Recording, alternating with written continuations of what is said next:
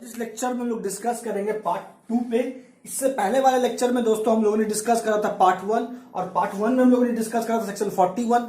Section 41 के sub section 1 के अनुसार हम लोगों ने यह जाना कि पुलिस ऑफिसर विदाउट वारंट या फिर विदाउट ऑर्डर फ्रॉम मजिस्ट्रेट कब कब अरेस्ट कर सकती है और ऐसे कितने सर्कमस्टांसेस है।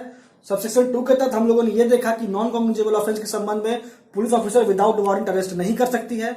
आज के इस लेक्चर में हम लोग डिस्कस करेंगे चैप्टर 5 के आगे के प्रोविजंस को। लेक्चर स्टार्ट करने से पहले दोस्तों एक रिक्वेस्ट है कि आप मेरे चैनल को सब्सक्राइब करें और मेरे वीडियो को ज्यादा से ज्यादा लाइक एंड शेयर करें।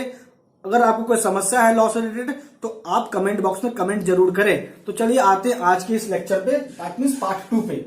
देखिए आज सबसे पहला जो सेक्शन है सेक्शन 41A। सेक्शन 41A क्या कहता है? Notice of appearance before police officer. अब यहाँ क्या है कॉन्सेप्ट सेक्शन 41A का, ये समझिए कि अगर मानिए कि अरेस्ट पुलिस ऑफिसर को यह लगा कि सेक्शन 41 सब सेक्शन 1 के तहत अरेस्ट की आवश्यकता नहीं है, ठीक है, तो ऐसे परिस्थिति में पुलिस ऑफिसर क्या करेगी? उस व्यक्ति को, जिस व्यक्ति का अरेस्ट आवश्यक नहीं लग रहा है पुलिस ऑफिसर को सेक्शन 41 सब सेक्शन 1 के तहत, तो उस व्यक्ति को रिटन नोटिस इशू होगा, ठीक है। अब यहां जो रिटर्न नोटिस होगा किस बात के लिए? तो उसके अटेंडेंस को लेके। अब उसको अटेंड करना है तो कहां अटेंड करना है और कब अटेंड करना है? तो उस जगह और उस प्लेस पे अटेंड करना है, उस वक्त अटेंड करना है जिस जगह या जिस समय का जिक्र नोटिस में हुआ है। क्लियर या किया गया है। अब यहां देखिए जुडिशियल पॉइंट ऑफ व्यू से क्वेश्चन कैसे बनता है कि मान लीजिए अगर आपसे सवाल यह पूछा गया कि सेक्शन 41A के तहत जो नोटिस इशू होता है अटेंडेंस को लेके पुलिस ऑफिसर के द्वारा, वो उसका नेचर क्या है? ओरल है, रिटन है, तो आप समझ जाइएगा कि सेक्शन 41A के तहत जो नोटिस इशू होता है अटेंडेंस को लेके, ठीक है, वो होता है रिटन नोटिस इशू होता है। क्लियर। और एक पॉइंट नोट कीजिए दोस्तों यहाँ पे कि जो सेक्शन 41A से सेक्शन 41D का जो प्रोविजन है चैप्टर 5 में सीआरपीसी का, उसको जोड़ा गया है क्रिमिनल लॉ अमेंडमेंट एक्ट 2008 के थ्रू। क्लियर। और चैप्टर 5 जो है सेक्शन 41 से 60A तक है। क्लियर। अब आइए नेक्स्ट सेक्शन पे, सेक्शन 41B। ये जो सेक्शन है बहुत इंपॉर्टेंट सेक्शन है क्योंकि इस सेक्शन में बताता था क्या है, देखिए, procedure for arrest and duty of officer making arrest. अब देखिए कि अरेस्ट करने का क्या प्रोसीजर है और जो पुलिस ऑफिसर अरेस्ट कर रही है उसका क्या कर्तव्य है, यही बताता है आपको सेक्शन 41B। अब देखिए सेक्शन 41B के अनुसार क्या है इसका प्रावधान। देखिए पुलिस ऑफिसर जो अरेस्ट कर रही है या जो अरेस्ट करेगी या कर रही है उसको क्या क्या करना होगा ये देखिए। सबसे पहले तो जिस व्यक्ति को अरेस्ट किया जा रहा है उसका सही नाम, ठीक है, को असर्टेन करना आवश्यक है, ठीक है। क्लियर। तो सबसे पहला जो ड्यूटी बनता है पुलिस ऑफिसर का ये अरेस्ट करने को लेकर, जो सबसे पहला प्रोसीजर क्या है कि जिस व्यक्ति को अरेस्ट किया जा रहा है उसका सही नाम, ठीक है, असर्टेन हो, ठीक है, और उसका एक्यूरेट नाम कि जिस व्यक्ति को अरेस्ट होना है, ठीक है, उसका नाम पता होना चाहिए पर्सन पुलिस ऑफिसर को जो अरेस्ट कर रही है, पहला। अब उसके बाद क्या करेगी पुलिस ऑफिसर? तो मेमोरेंडम तैयार करेगी अरेस्ट का। दूसरा प्रोसीजर क्या फॉलो करेगी कि अरेस्ट करने से पहले मेमोरेंडम ऑफ अरेस्ट प्रिपेयर होगा पुलिस ऑफिसर के द्वारा। क्लियर। अब देखिए वह मेमोरेंडम जो है कम से कम एक विटनेस के द्वारा अटेस्ट होना आवश्यक है अरेस्ट करने से पहले। अब वह एक विटनेस कौन होगा? तो वह जिस व्यक्ति को अरेस्ट किया जा रहा है उस व्यक्ति के परिवार का कोई एक सदस्य हो सकता है, या फिर वह व्यक्ति जिसको अरेस्ट किया जा रहा है वो जिस भी लोकेलिटी में रहता है वहां के कोई भी एक रिस्पेक्टेबल इनहेबिटेंट के द्वारा उसका अटेस्टेशन आवश्यक है मेमोरेंडम ऑफ अरेस्ट का। क्लियर। अब देखिए जैसे यहां अटेस्टेड हो गया विटनेस के द्वारा, वो फैमिली मेंबर के कोई एक सदस्य हो या फिर कोई रिस्पेक्टेबल मेंबर हो लोकेलिटी का जहां अरेस्ट हो रहा है, ठीक है। अटेस्ट होने के बाद इनके द्वारा काउंटर साइन होगा जिस व्यक्ति को अरेस्ट किया जा रहा है उसके द्वारा, ठीक है, मेमोरेंडम ऑफ अरेस्ट। तो इतना प्रोसीजर फॉलो होगा अरेस्ट करने से पहले, ठीक है, किसके द्वारा? तो पुलिस ऑफिसर के द्वारा। इतना प्रोसीजर फॉलो करने के बाद ही पुलिस ऑफिसर अरेस्ट करेगी। क्लियर। अब मानिए कि अगर वो जो मेमोरेंडम ऑफ अरेस्ट है वो अटेस्ट नहीं हो पाया, जिस व्यक्ति को अरेस्ट करना था उसके परिवार के किसी एक सदस्य के द्वारा या फिर रिस्पेक्टेबल मेंबर के द्वारा लोकेलिटी का, तो ऐसे परिस्थिति में क्या होगा? तो जो पुलिस ऑफिसर अरेस्ट कर रही है जैसे साइन होगा, जिस व्यक्ति को अरेस्ट किया जा रहा है उस व्यक्ति के द्वारा जैसे साइन हुआ मेमोरेंडम ऑफ अरेस्ट, तो उसके तुरंत बाद ये ड्यूटी बनता है सेक्शन 50A के तहत सीआरपीसी का 50A के तहत कि वह इन्फॉर्म करेगी किसको, जिस व्यक्ति को अरेस्ट किया जा रहा है, किस बात से, तो इस बात से कि उसके पास ये अधिकार है कि वो अपने अरेस्ट के संबंध में जानकारी दे सकता है किसको, तो अपने नियर रिलेटिव को दे सकता है अरेस्ट के संबंध में जानकारी। क्लियर? ये जो ड्यूटी है पुलिस ऑफिसर का, अगर अटेस्ट नहीं हुआ मेमोरेंडम ऑफ अरेस्ट होने से पहले, तब ये ड्यूटी बनता है किसका, पुलिस ऑफिसर का जो अरेस्ट कर रही है। और ये ड्यूटी किस प्रावधान के तहत बनता है, 50A के तहत सीआरपीसी का। ठीक है, क्लियर हो गया चैप्टर सेक्शन 41B और सेक्शन 41A। अब हम लोग आते हैं सेक्शन 41C में। 41C क्या कहता है, देखिए कि कंट्रोल रूम होगा डिस्ट्रिक्ट लेवल पे और स्टेट लेवल पे। ठीक है, पुलिस कंट्रोल रूम होगा डिस्ट्रिक्ट लेवल पे और स्टेट लेवल पे। तो होगा तो कौन इसको स्टैब्लिश करेगा, police control room district level पे या स्टेट लेवल पे, तो स्टेट गवर्नमेंट स्टैब्लिश करेगी। ठीक है, क्लियर है, ये है सेक्शन 41C। अब आइए नेक्स्ट सेक्शन, सेक्शन 41D क्या कहता है। सेक्शन 41D कहता है right of arrested person to meet an advocate of his choice.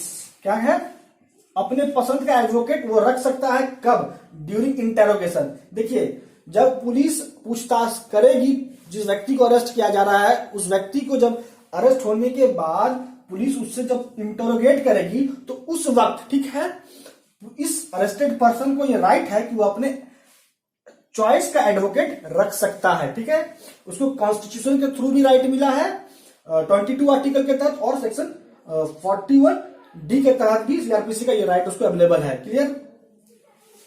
During interrogation, not through out the interrogation. ठीक है, जब उसको इंटरोगेट करेगी पुलिस, उसी वक्त उसके पास ये अधिकार है कि वो अपना एडवोकेट रख सकता है अपने स्वेच्छा से, अपने चॉइस का। क्लियर? किसका राइट है ये, अरेस्टेड पर्सन का राइट है। क्लियर? ये हो गया सेक्शन 41D। अब आइए नेक्स्ट सेक्शन, सेक्शन 42 क्या कहता है। अब अगर मान लीजिए सवाल अगर ये हो उठ गया माइंड में कि क्या किसी व्यक्ति को उसके नाम या पता बताने पे, नहीं बताने पे अरेस्ट किया सकता है। कहने का मतलब कि अगर मान लीजिए पुलिस ऑफिसर किसी व्यक्ति से उसका नाम या फिर पता पूछती है और वो व्यक्ति नहीं बताता है, तो क्या इस आधार पे पुलिस ऑफिसर को ये अधिकार है कि वो अरेस्ट कर सकती है। तो देखिए सेक्शन 42 इसी के संबंध में है। लेकिन तो सेक्शन 42 क्या कहता है कि अगर कोई व्यक्ति अपना सही नाम और पता नहीं बताता है तो पुलिस ऑफिसर उसको अरेस्ट कर सकती है। लेकिन सब्जेक्ट टू दी कंडीशन क्या है कि अगर वो व्यक्ति पुलिस ऑफिसर के परजेस में, उपस्थिति में अगर कोई नॉन कॉग्निजेबल ऑफेंस किया है या फिर वो एक्यूज्ड है किसी कॉग्निजेबल ऑफेंस का, तो ही अगर पुलिस ऑफिसर उससे नाम पूछती है या उसका पता पूछती है, वो नाम और पता नहीं बताता है, तो ही उसको अरेस्ट किया जा सकता है। क्लियर? उसके बाद है 42 में कि अगर उसको अरेस्ट कर लिया गया तो 42 के तहत अरेस्ट क्यों किया जा रहा है कि उसका सही नाम और पता लग सके। और जैसे उसका सही नाम पता चल जाएगा पुलिस ऑफिसर को, तो उसको उसके बॉन्ड पे छोड़ दिया जाएगा, चाहे वो विद सियोरिटी हो या विदाउट सियोरिटी।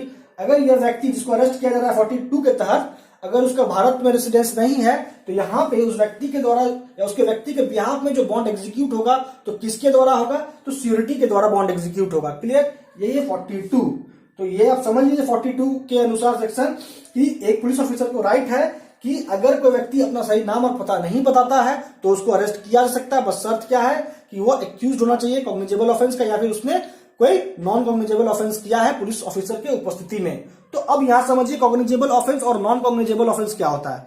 तो कॉग्निजेबल ऑफेंस वह ऑफेंस होता है जिसमें police officer without warrant arrest कर सकती है, और नॉन कॉग्निजेबल ऑफेंस वह ऑफेंस होता है जिसमें police officer without warrant arrest नहीं कर सकती है। क्लियर? ये बहुत इंपॉर्टेंट था सेक्शन 42। अब आइए सेक्शन 43। अगर मान लीजिए सवाल यह फिर से पूछ लिया गया, दिमाग में उठ गया कि क्या कोई प्राइवेट पर्सन अरेस्ट कर सकता है, कोई आम नागरिक अरेस्ट कर सकता है किसी दूसरे व्यक्ति को, अगर कर सकता है तो उसके लिए कौन सा कंडीशन है और किस परिस्थिति में कर सकता है, तो इसके संबंध में सेक्शन 43। ठीक है, सेक्शन 43 क्या कहता है चैप्टर 5 का सीआरपीसी कि एक प्राइवेट पर्सन दैट मींस आम व्यक्ति भी अरेस्ट कर सकता है किसी दूसरे व्यक्ति को। लेकिन किसी दूसरे व्यक्ति को किस व्यक्ति को अरेस्ट करेगा, तो ये समझ लीजिए सेक्शन 43 के अनुसार एक प्राइवेट पर्सन दैट मींस एक आम नागरिक उस व्यक्ति को अरेस्ट कर सकता है जिस आम दैट इज प्राइवेट पर्सन के परजेंस में कोई नॉन बेलेबल ऑफेंस और कॉग्निजेबल ऑफेंस किया है या फिर वो प्रोक्लेम्ड ऑफेंडर है, तो ही प्राइवेट पर्सन उसको अरेस्ट कर सकता है। ठीक है, दैट मींस कि एक आम नागरिक भी दूसरे व्यक्ति को अरेस्ट कर सकता है, बट शर्त क्या है कि जिस व्यक्ति को अरेस्ट किया जा रहा है प्राइवेट पर्सन के द्वारा, वो व्यक्ति क्या करना आवश्यक है, तो इस प्राइवेट पर्सन के उपस्थिति में कोई cognizable offence and non bailable offence करे, यह आवश्यक है, या फिर वो क्या है, प्रोक्लेम्ड ऑफेंडर है। ठीक है, तो ही प्राइवेट पर्सन उसको अरेस्ट कर सकती है। ये हो गया 43 सेक्शन। अब आइए नेक्स्ट सेक्शन, सेक्शन 44 क्या कहता है कि अरेस्ट मजिस्ट्रेट भी कर सकती है। 44 के अनुसार अरेस्ट करने का पावर मजिस्ट्रेट को भी है, और यहां 44 सेक्शन के अनुसार मजिस्ट्रेट जुडिशियल मजिस्ट्रेट भी हो सकती है या फिर एग्जीक्यूटिव मजिस्ट्रेट भी हो सकती है। बट कंडीशन क्या है कि जिस व्यक्ति को अरेस्ट करेगी मजिस्ट्रेट, वह व्यक्ति इस मजिस्ट्रेट के जुरिस्डिक्शन के अंतर्गत कोई भी अपराध किया है तो ही। ठीक है, यहां पे अपराध कोई भी हो सकता है, लेकिन प्राइवेट पर्सन के केस में अपराध होना चाहिए कैसा, तो कॉग्निजेबल एंड नॉन बेलेबल। ठीक है, या फिर वो प्रोक्लेम्ड ऑफेंडर है तो ही प्राइवेट पर्सन अरेस्ट करेगी। लेकिन मजिस्ट्रेट के केस में क्या रहा है 44 सेक्शन के अनुसार कि अगर कोई व्यक्ति कोई भी अपराध किया है, शर्त क्या है कि उसके जुरिस्डिक्शन के अंतर्गत अपराध किया हो। यहां मजिस्ट्रेट जुडिशियल मजिस्ट्रेट भी हो सकता है या फिर एग्जीक्यूटिव मजिस्ट्रेट भी हो सकता है, तो मजिस्ट्रेट खुद भी अरेस्ट कर सकती है या फिर किसी दूसरे व्यक्ति को निर्देश दे सकती है कि उसको अरेस्ट कर लो। ठीक है, तो यही कहता है सेक्शन 44। क्लियर। अब आइए आज का जो लास्ट सेक्शन है सेक्शन 45। सेक्शन 45 क्या कहता है दोस्तों कि यहां सेक्शन 45 के अनुसार प्रोटेक्शन दिया गया है आर्म्ड फोर्स के मेंबर को। ठीक है, अरेस्ट के संबंध में। दैट मींस अगर मान लीजिए कि आर्म्ड फोर्स का कोई सदस्य कुछ भी करता है during the course of his duty, तो उसको उस एक्ट को लेके अरेस्ट नहीं किया जा सकता है। क्लियर।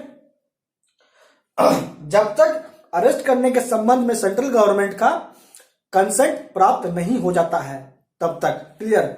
तो सबसे पहला जो स्टेटमेंट यही कहता है सेक्शन 45 का कि ऐसा कुछ भी नहीं है सेक्शन 41 से सेक्शन 44 तक। ठीक है, जो अप्लाई हो मेंबर ऑफ आर्म फोर्सेस पे। ठीक है, यही है सेक्शन 45। सेक्शन 45 प्रोटेक्शन प्रोवाइडेड किया है किसको, अरेस्ट के संबंध में मेंबर ऑफ आर्म फोर्सेस को, कि अगर कोई एक्ट करता है during the course of his duty तो उसको उस बात के लिए अरेस्ट नहीं किया सकता है जब तक सेंट्रल गवर्नमेंट का कंसेंट इस संबंध में प्राप्त नहीं कर लिया जाता है। तो दोस्तों आज इस लेक्चर में हम लोगों ने डिस्कस करा पार्ट 2 पे। पार्ट 2 में हम लोगों ने देखा सेक्शन 41A से सेक्शन 45 तक, और जो भी प्रावधान जो भी सेक्शन बच गया है पार्ट 5 का, जैसे 46 क्या कहता है कि अब अरेस्ट होगा तो अरेस्ट कैसे होगा। ठीक है, अब मान लीजिए जिस व्यक्ति को अरेस्ट किया जाना है वो किसी दूसरे के घर में या किसी घर में घुस चुका है तो उसको सर्च करने का क्या प्रोसीजर है। ठीक है, तो ये सब प्रावधान जो भी प्रावधान बच गया, जो भी सेक्शन बच गया है चैप्टर 5 का, उसको हम लोग नेक्स्ट लेक्चर में कवर अप करेंगे। तो दोस्तों आज इस लेक्चर में इतना ही। आपका हमारे साथ अब तक बने रहने के लिए बहुत बहुत धन्यवाद।